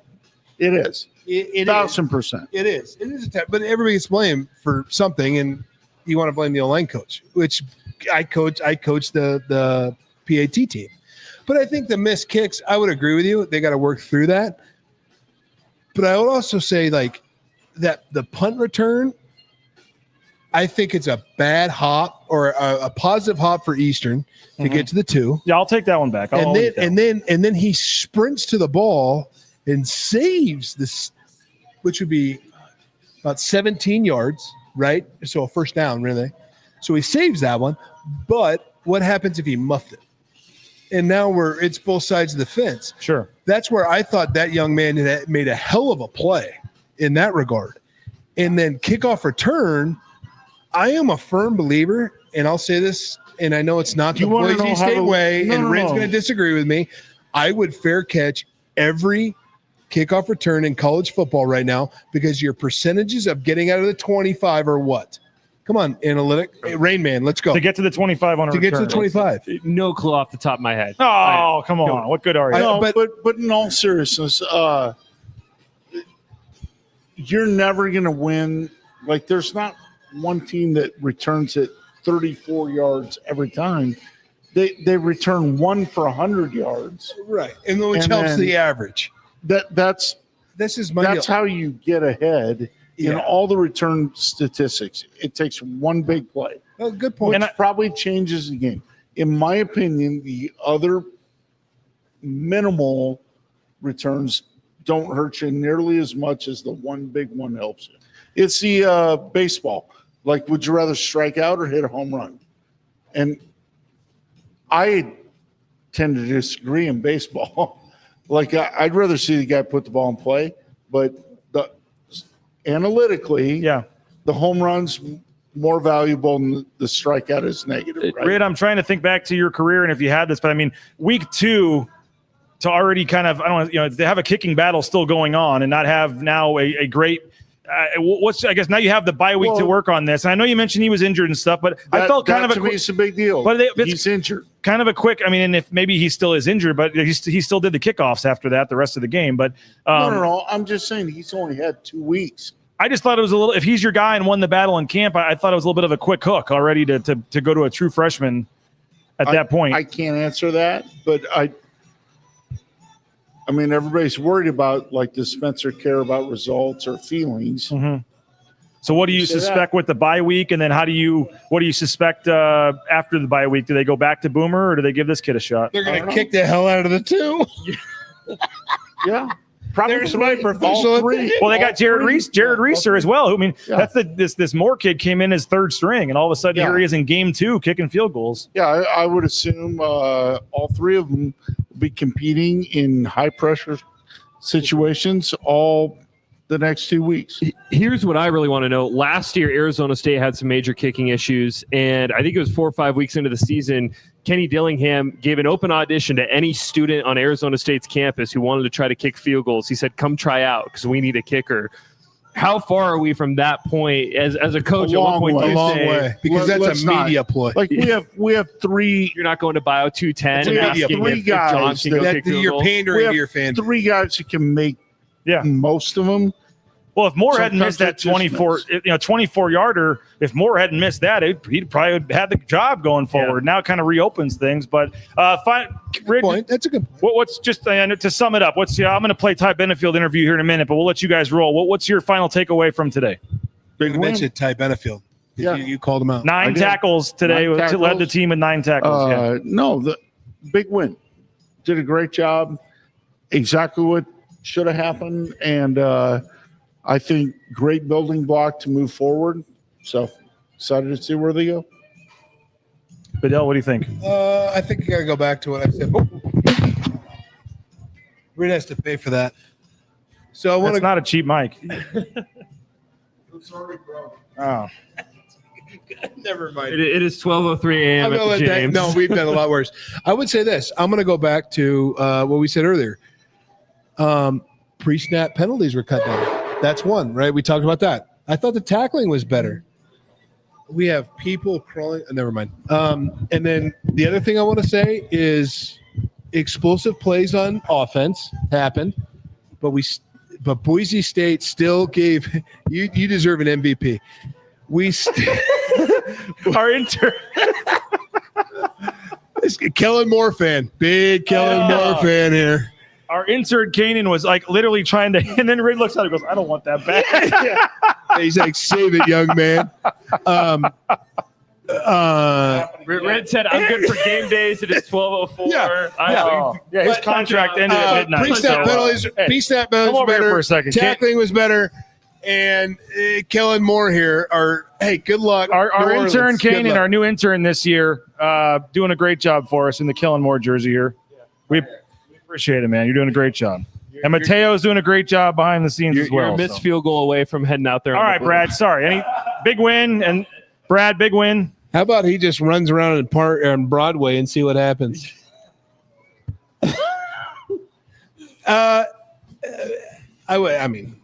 Big win's a loose term. It was Eastern Washington. Real test comes in 2 weeks.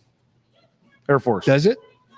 The next. I mean, more of a test than tonight. Conference game. Yeah. It's a great win. They did what they should have done. I saw a lot of improvement that I was looking for, which is pre-snap penalties. Tackling was better. I think the passing game got explosive. I also thought this wide receiver core early, I think didn't really get separation, Agreed. and then it got better. So Matt Miller deserves a lot of credit with that, and the players defensively. They got to work on some formational alignments, 4x1 or motion to 4x1, and diamond with the guy was wide open, and things like that. But I'll tell you what, if Boise can play the football tonight, they will win versus Air Force. I think they'll beat App, and I will say this: they're going to walk into Notre Dame and give everything they ever wanted. Because they played a physical brand of passion of football, and that's what I wanted to see. Yeah, that's me. I want. That's the second time. I want Boise State to just snap necks, and here we go. Well, appreciate Rid, Bedell. Thank you guys for coming on for the postgame show. Let's hear from Ty Benefield, Boise State safety Ty Benefield here on the postgame show on Bronco Nation News. That felt good. Just getting our get back. Doing what we do best, playing as a team, as one unit, not offense and defense, just one unit, a team. Celebrating was definitely fun, on the field. We've been practicing that all week, running to the ball. Guys are taking huge steps, and I'm just so proud of that. It was really fun today, and we're going to keep that rolling. How much did you feel the intensity of practice just really ratcheted up this week? Oof. Yeah, it was ramped up now. We weren't playing any games, and we're going to keep doing that because it worked out great for us. And the coach did such an excellent job of putting us in tough situations. So when we were forced to be in those situations in game, it wasn't anything. We've seen it before. Ty, any coach that basically got in front of a camera said last week was all on them. What was your response to that as players? I mean, do you feel like you guys need to back them up a little bit? 100%. Every time a coach says that, I shake my head because they're not the ones out there on the field. You know, we are, and we control the game. You know, the calls don't matter. It's our pursuit. It's our communication. You know, everything goes into that, and it's us on the field. So when they say, you know, we take that and that's on us, it's not. You know, and Coach D and Coach Chin's, all the coaches, I love them so much, but I told them to stop saying that. You know, I told them to stop saying that because it's not them on the field. You know, and I'm so blessed to have these coaches that will do anything for us. You know, willing to take all that heat for us. Like that's what you want in coaches, and it isn't even coaches, it's family. You know, that's family.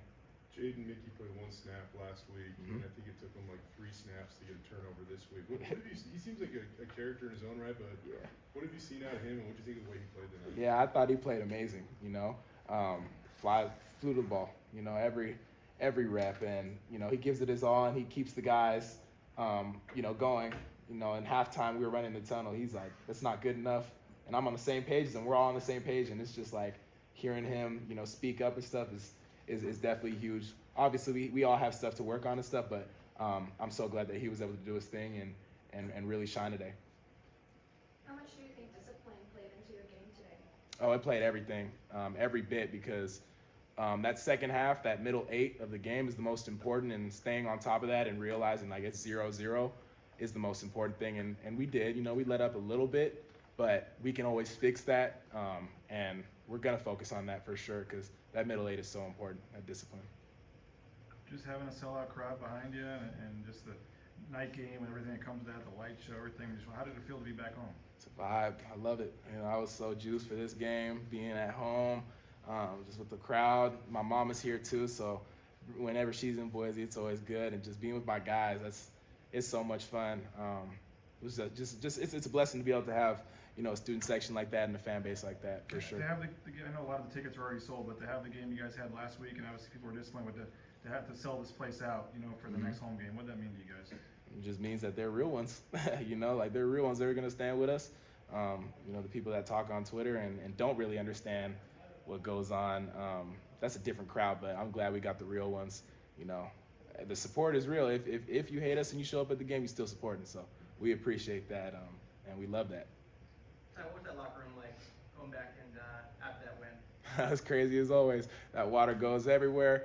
I'm so happy that Dylan and Trayvon Tolmere, Dylan Riley, got mentioned when Coach D was talking, because the experience that Dylan Riley had and what happened with, you know, his father is, I can't even speak on that.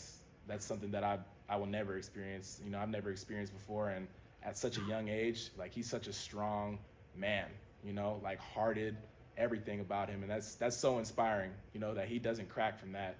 God bless him and his family. Love them dearly, love him dearly. And Trey, oh man, that's my guy right there. That's my youngin, Mission Viejo. So I'm so happy that he got his one, and we're gonna keep it rolling. But that locker room is something that we can get used to, but we just got to keep going. I know you move around a lot there, Ty. I mean, typically you're supposed to be farthest from the ball when it snaps, and to get 3 tackles for loss. What do you have to do to put yourself in a position to do that? Just fly to the All right, ball, so it ends right there, mid-question like that, because my phone ran out of memory. Good old technology. Yes, so you're gonna you don't get to hear Spencer Danielson right now. I apologize, and that's all you get to hear for the post-game interviews. We talked to Ben Ford as well, but my phone ran out of space in the middle of the interview, and I'll have to get the rest of it posted up later. By the way, I said on the pregame show they were trying to get me to take a shot. We had our guy Jake Bradfield from the Horseshoe Spirits. There you go. Came by and gave us some drinks, and I said, let's wait till the postgame show. I also waited till Brad and Rid departed. That was probably the smart move, but I said I would try it. There you go. And during that interview, I did pour some rum and Diet Coke here, and it's tremendous stuff, man. Yeah. 47% alcohol by volume as well. It's not messing around. It's not. They're not going cheap on you or anything. But it's very good rum. I'm a rum guy, and this is very good stuff. And you can pick this stuff up. The Horseshoe Collective Spirits liquor stores around town. It'll be here at the James next week, and it'll be all over in the next week or two in South in the Treasure Valley. But cool stuff. I told them I'd give it a shot on the post-game show, and after hearing the last hour, I definitely needed to make it a little stiff one. But I'm already in mode for Kansas, Missouri tomorrow. I'm starting the party now to get ready for my alma mater tomorrow. Kansas playing Missouri, and I know nobody wants to hear it, but it's a 100+ year rivalry that literally goes back to the Civil War and slave states and non-slave states and burning each other's towns down. I mean, it's a heated one of those. You're slashing tires like a heated rivalry, and they haven't played in 13 years since they left for the SEC. So I'm pumped. Tomorrow I'll be watching that. But as we continue this thing going here for a few more minutes, if you got a few more minutes, I feel bad for our interns. It's a Friday night, and I'm making them stay here past midnight. But 51-14 was the final, right? 51-14. Good for Dylan Riley, by the way. He has the late 77-yard touchdown run, and I know it was mostly in mop-up duty, but after the game, Spencer Danielson, which we'll get on the site at some point, and all the guys, Ty Benefield, just talked about everything Dylan Riley's been through. I mean, his father tragically passing away over the summer, and I couldn't help but think about that as he's running towards the end zone.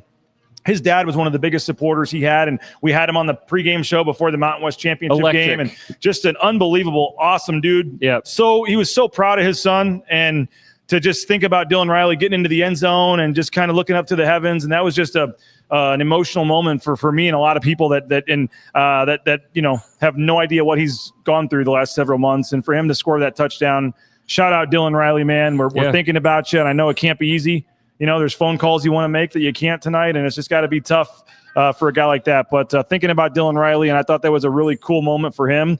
And he ends up leading the team in rushing tonight. 123 yards. Yeah, we were doing our prep for the show, and I'm looking through the rushing stats, and I just kind of assumed Sire is going to be the leading rusher. Felt like he had a really good night, and I look, it's like, oh, all right, yeah, Dylan Riley ended up getting there, 123 yards. And man, if you're a Boise State fan, Dylan Riley looks good, looks like, he's a true sophomore, looks like he could be, a compliment to Sire Gaines going into next season. But really, I mean, I feel like he could be one of the top backs in the Mountain West if he had a full-time role. Showed again why tonight, just, absolute burner with his speed. And like you said, just really special moment with the tragic passing of his father. But I thought for the most part, all the running backs looked really good tonight. The offensive line did a great job making holes for them. But after last week, where we talked a little bit about, Malik Sherrod in particular seemed like didn't really have a great game. I thought he bounced back well. And as a whole, I thought the room looked really good. But I think the big takeaway for the running back room, for me at least, was Sire Gaines establishing himself really as the RB1, as sort of the guy for this offense. It felt a little last week like the offense lacked a little bit of identity. If you're going to be a run-first team, you need to have a run-first back. You need to have that guy. I think they found that. And like I said, I mean, I said earlier, I was laughing in the press box, like how Eastern Washington didn't just stack the box with 10 guys. Yeah. You heard all week they said, especially on first down, we want to establish the run. We're a run-first team. Like maybe they come out and throw a play action on you and try to trick you first play. But I mean, there could not have been more obvious that they were going to give the ball to Sire Gaines first carry of the game. And he goes 46 yards and he finishes 98 yards at that first drive though. He goes 46. Yep. Malik Sherrod goes 20 and then 8 or back and forth. I think which one was first, but Malik Sherrod scores that first touchdown, 3 runs. You get the touchdown. Then 4 plays later on the next drive, you get the Jaden Mickey forced fumble return. And then 5 plays later on the next drive, boom, right away, 13-0. I just thought, we said on the pregame show, a big key for me was score early, get the crowd into it.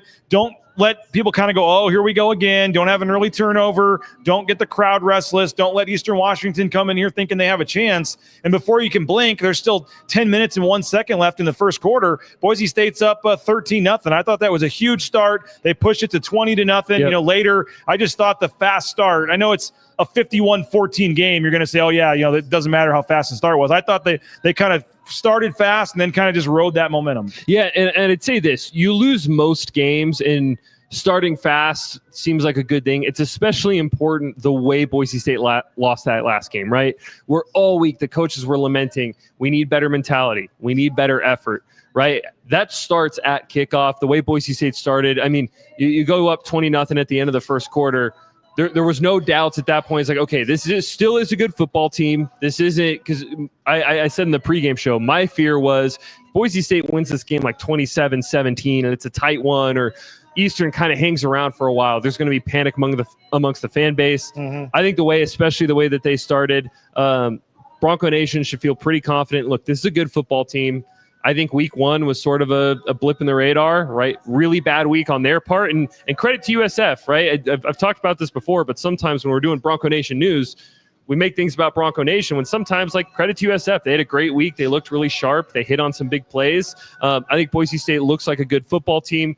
To me, this is still the favorites in the Mountain West. They're still going to be favored in pretty much every game except the Notre Dame game, I would expect. It's the type of night that you wanted to see. I will say, though, before the game you asked me, you said, what's the one big concern you still have? I said the special teams. And how fitting that in 3 plays they march down the field, score a touchdown, but the extra point gets blocked. And that is I know, Rid's a former special teams coach and everything, but the special teams for me is still a real problem. Yeah, I think that you like that the coachable things did get cleaned up, right? There weren't significant punt returns allowed or kick returns allowed. You like to see that.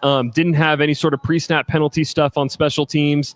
They did have the one penalty, the running into the kicker, which I thought live, we don't get a lot of replays in the stadium. I thought live it looked like he got pushed into the kicker. There was a couple more they could have called, including the one with like a minute left in the game or whatever. They didn't call that one. There was a couple. And then there was another one on a return where they got called for 2 penalties on the same play on the return, and that negated more yards on the return as well. So I know that the field goal kicking itself and the guy missing it is maybe not necessarily, that's on you, Stacey Collins, that he missed that kick. But in general, a blocked extra point, a missed field goal, again, not much in the return game. I just thought 2 missed field goals. They had the one really nice punt where they got it down to, I think, Benefield down to the 4-yard line. I think that was about a 60-yard punt. That was a really nice, and for the most part, I think Oscar Doyle has been a very nice, I've been pretty impressed with him. There was one, he was in his own end zone. It gave me flashbacks to BYU several years ago when the BYU kicker tried to run it out and got stuffed. But he was rolling out, and I think if he wanted to run for it, with that style, I know it's mostly just to get in space and wait, and they're not really looking to run, but if he would have pulled that one early in the game, even though he's in his own end zone, I think he easily would have had the first down there. Even on the big 59-yard punt, he had a little bit of room to work. And I guarantee you Stacey Collins is going to go home. He's going to see that film and say, okay, there's something here that we can potentially scheme up in the future. Give him the reins. Hey, if you see something, go for it. But, yeah, both punts tonight, obviously the 59-yarder that's down at the 4, you give that an A++. Even the other punt, I believe, back in your own end zone, you get, I think it was 43 yards, and you force a fair catch. That's a win. If you're a special teams coordinator, you're going to take that punt. I think the 2 real positives you take away on special teams, Oscar Doyle punting, Colton Boomer on kickoff duty. Those are 2 things that I think at this point, 2 weeks into the season, you feel comfortable about. Everything else, still some concerns. Maddox Matson gets over 300 yards, 307 yards, 2 touchdowns for him. Still no interceptions on the season for him. And then, as we mentioned in the return, Chris Marshall, 132 yards, Ben Ford, 82 yards, Matt Lauder, 45 yards. But let's finish this up with talking briefly on the defense. 293 yards they hold Eastern Washington to. They hold them to 6 of 18 on 3rd down, 1 of 3 on 4th downs. But the 2 takeaways, and I thought the Mickey takeaway early in the game was just a massive boost for this team. And then you get the Trey Tolomare kind of one in the 4th quarter, it still counts. It's a great play for him, and it's in there, but not necessarily one that was one of your main players or was starters in there or one that impacted the game. But it was a nice interception, and that counts. But for a team that had 0 takeaways last week, again, I know it's an FCS team, but to get 2 tonight, something to build on. Yeah, I'll start with the Trey Tolomare interception. This was a guy, he's a redshirt freshman, had a pretty strong camp. I think the staff likes him. So if you're a diehard Boise State fan, you get a little bit of glimpse of the future. I think they think he can be a guy at some point. But, man, that Jaden Mickey gets to start. And I don't know about up in the press box. We found that out when they do the opening introductions for the defense and where that nickel spot is, instead of Devon Banks saying from, I believe he's from East Palo Alto. Maybe I could have that wrong. They announced Jaden Mickey, and it's like, all right, Jaden Mickey's going to get to start. And Jaden Mickey, his first full drive as a Bronco, makes a massive play, forces the fumble, recovers it. that really felt like a turning point, and it feels like that nickel spot's going to be Jaden Mickey's for the future. He wasn't perfect. We talked about this a little bit at the start of the pregame show.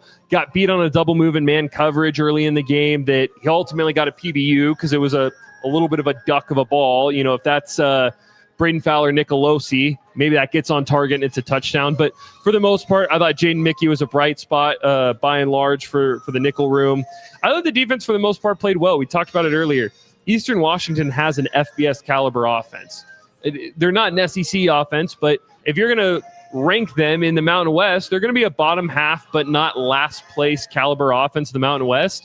I think this is almost a preview of what you could maybe see from a Utah State offense, or maybe what you see from a New Mexico offense. And look, 14 points, under 300 yards. The defense for the most part played well. They forced some turnovers, and we talked a little bit about this as well. I don't think Eric Chinander showed a lot of his best pressure packages. I think they kept a lot in the back pocket and just said, we're going to use a lot of our base stuff. I don't know if you noticed this, but I felt early on, really in the first half, it didn't seem like they ran a ton of their typical pressure stuff they do. So there's still some concerns. There were some open receivers deep, and Eastern didn't hit all of them, but hit on a couple of them.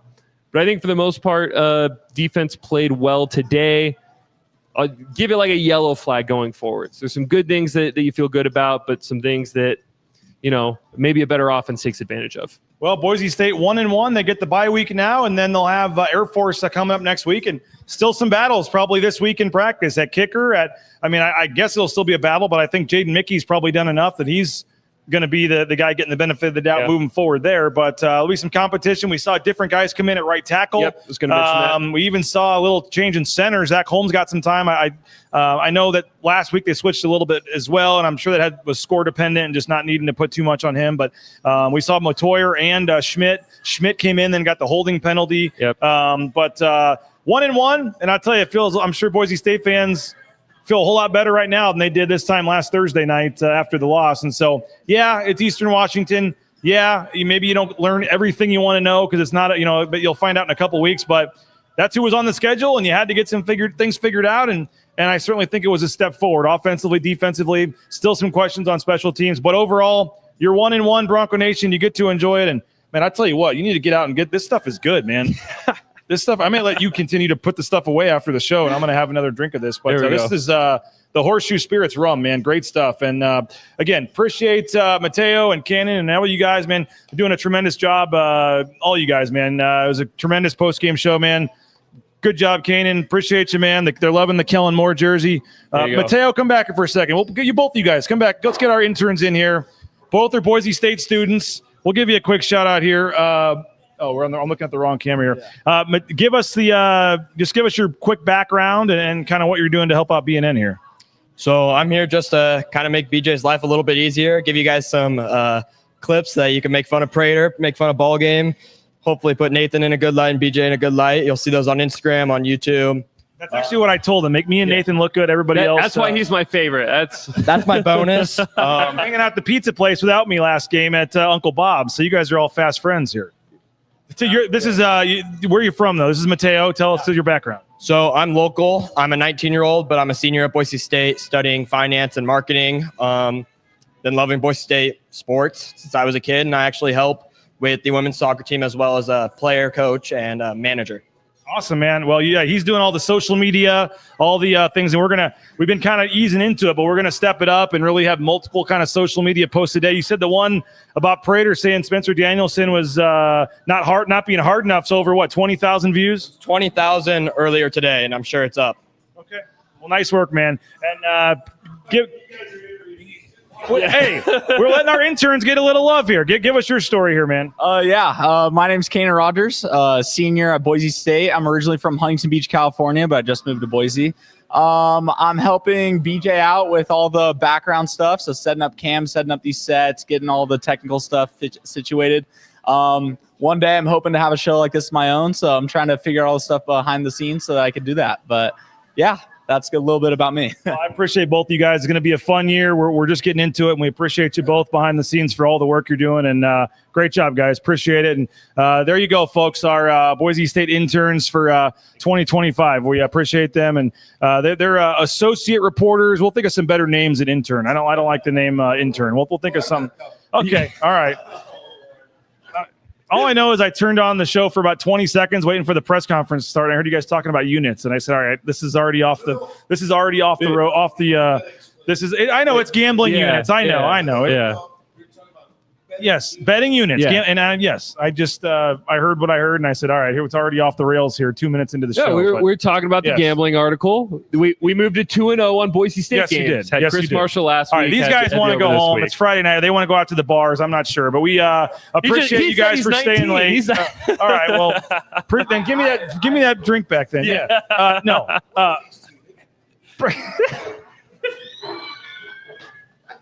Brad Bedell with a shot from the side. Look at these two. They've got nothing else to do. Come on, Brad. Come on. That's a little harsh here. They did a great job behind the scenes. Appreciate Brad, Kent, Nathan. Great job as well. And hope you guys enjoy the rest of your football weekend. Going to be a better Saturday and Sunday now for folks out there in Bronco Nation, kind of getting to relax a little bit after the win. And Rock Chalk Jayhawk, 1:30 tomorrow. You are all Jayhawk fans. We took care of Fresno State for you a couple weeks ago. Stay on the chain here. We're taking down Eli Drinkwitz in Missouri tomorrow in the border war.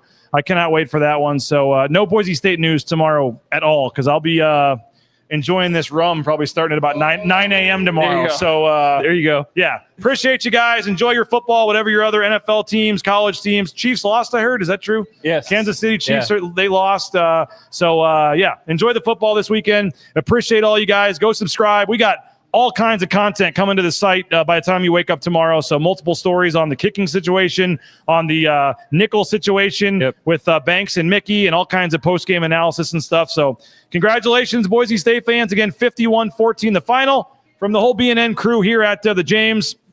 Enjoy the rest of your weekend. Go subscribe. Check out BroncoNationNews.com. And we'll talk to you Monday morning, 9 a.m. Bronco Nation News Live here. Bronco Nation News, the Jackson's post-game show. Get that 99-cent coffee at Jackson's, and we'll talk to you later, guys. Have a good weekend. Bronco fans, the new Boise State trading cards are here, and you can only get them at Jackson's. Start collecting them today. Jackson's, let's go! And final blade of grass. Done. And done. Who knew it'd take 2,007 man-hours to paint 47,962,053 blades of grass? Smells like game day. Whoa, it's not dry yet.